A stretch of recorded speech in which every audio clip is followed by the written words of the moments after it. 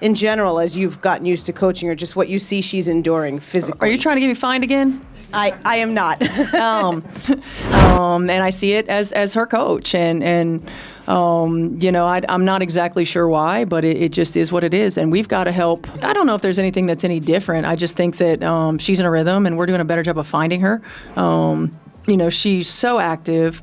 I know we just finished this game, but knowing that you have a back-to-back tomorrow, New York, with Caitlin's status up in the air, how do you guys kind of turn the page and just prepare, I guess, for... Caitlin Clark, the rookie sensation who's taken the WNBA by storm, has already faced more adversity in her first pro season than most expected. After dominating at Iowa and rewriting the college basketball record books, her transition to the WNBA has come with incredible fanfare, but also relentless physical play. And now, a growing concern, the toll that physicality may be taking on her body. After missing games earlier in the season with a quad strain, then sitting out due to a groin issue, Clark suffered another injury during a game against the Connecticut Sun. It was late in the fourth quarter, and Clark appeared to tweak something while pushing off, ultimately leaving the court in pain and later with visible tears. The diagnosis, another groin issue. While not considered severe, it adds to a pattern that Indiana Fever head coach Stephanie White believes can no longer be ignored. Speaking candidly after the game, White made it clear she sees a connection between the physicality allowed against Clark and her recurring injuries. All of our rotation players, you know,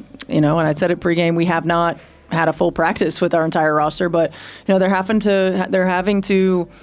What is your description of kind of the physical battle that Caitlin particularly faces, maybe within tonight's game or just... her learn to adjust and use it against them in certain ways.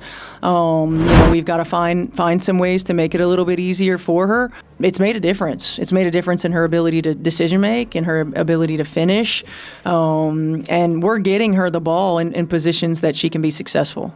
She explained that because Clark constantly has the ball in her hands and draws defenders' attention, she's subjected to a level of contact that disrupts how she moves. According to White, it's not just about one hit or one play, it's the accumulation of being grabbed, bumped, and held every time she tries to cut or drive. White said, the physicality that's allowed on her when she doesn't have the basketball, it's not freedom of movement. She doesn't get the same movement as other players, and when you don't have that ability to flow and move normally, it changes how you load, how you explode, and how you absorb contact. That change in movement mechanics, she says, is a big factor in Clark's soft tissue injuries. It's not about toughness, it's biomechanics. When your body is forced to move unnaturally over and over again, it increases the risk of strain. This isn't the first time White has raised concerns. Earlier this season, she was fined for criticizing officiating, but this time, her frustration seems more rooted in player safety than just fairness. She's not alone in this sentiment either. Analysts like Rebecca Lobo have highlighted on national broadcasts how Clark is often fouled multiple times on a single possession without a whistle.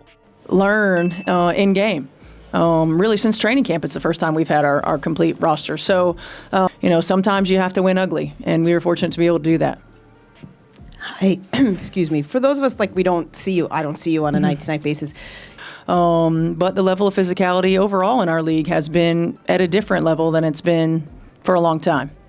You know, oftentimes she gets going so fast that she gets off balance, and you know, Bree on January has really been talking to her about being on 2 feet, and there's a grab, there's a hold, another grab. Those are all fouls, Lobo said during a recent Fever game. While basketball is a contact sport, there's a difference between physical defense and excessive holding or targeting. Clark isn't the only player being defended physically, but her situation is unique. As the face of the league's new generation, she draws attention, defenders, and intentionally or not, a different level of treatment. What makes this issue even more urgent is the fact that Clark was incredibly durable in college. She played heavy minutes at Iowa, carried the scoring load, and never showed signs of chronic soft tissue issues. But just a few months into her WNBA career, she's been sidelined multiple times with leg injuries, all related to muscles used in explosive movement, quads, groin, and hip flexors. Some in the league acknowledge this approach. One opposing assistant coach even noted earlier this year that they knew Clark doesn't doesn't like physicality, and that it's part of their game plan to make her uncomfortable. What does that mean for officiating? For one, it raises the question of consistency. Are refs allowing too much contact on Clark? Is there an unconscious bias against rookies, or even against the attention she brings? White says she and the Fever have raised these issues at the league level, pushing for a clearer standard, especially around freedom of movement.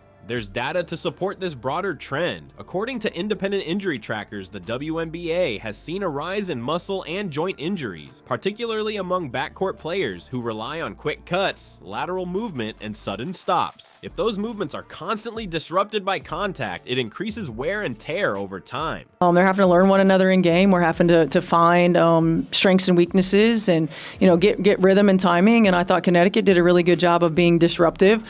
Possibility she plays or she doesn't play, and knowing how tough of an opponent they are. Yeah, I think we just take it one step at a time.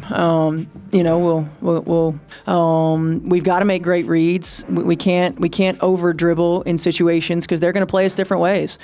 And she moves without the ball, and we have certain actions that we can get her to get downhill. I think the biggest change is she's been on balance. For Clark, this creates a frustrating paradox. She's expected to carry the offense, lead the team, and entertain fans, but also has to absorb extra punishment without consistent calls. And when she gets hurt, it's not just the Fever who lose out, it's the league. Clark is the most watched player in the WNBA right now. She's driving record ticket sales, merchandise, and broadcast ratings. Every game she misses is a missed opportunity for her, her team, and the league. As Clark continues to battle through her rookie year, it's clear she's earned respect, not just for her game, but for her toughness. But toughness shouldn't mean having to survive every possession like it's a wrestling match. The league has a chance to act, to protect its players, to elevate the quality of the game, and to make sure the best talent stays on the court where it belongs. More disruptive than we've seen the last few games. They got into us, they disrupted our rhythm, timing, and flow, and we had to find different ways to win. And certainly we'll have another evaluation, probably in conversation in the morning, see where we are. But this group has played without her. Be versatile on the defensive end, give you some different looks. So for us, it's about continuing to build and grow. Yeah, there's a level of physicality that they're able to play with against her. I knew it as an opponent, and we've got to be able to read the coverages and execute offensively, but more than anything, we've got to be locked in to our defensive schemes because they are a veteran team, and whether it's a matchup problem because they're big on the interior when JJ's there or because they're small and they can spread the floor and shoot it. And so as the All-Star break approaches and Clark's status remains uncertain, one thing is very clear: this conversation about physicality, officiating, and player safety isn't going away. And with voices like Stephanie White speaking up, maybe the WNBA will finally listen. If you've been watching Caitlin Clark this season, what do you think? Has the physical play gone too far? Drop your thoughts in the comments, and don't forget to like the video, subscribe, and hit the bell so you don't miss the latest on the WNBA, player updates, and everything hoops. Thanks for watching.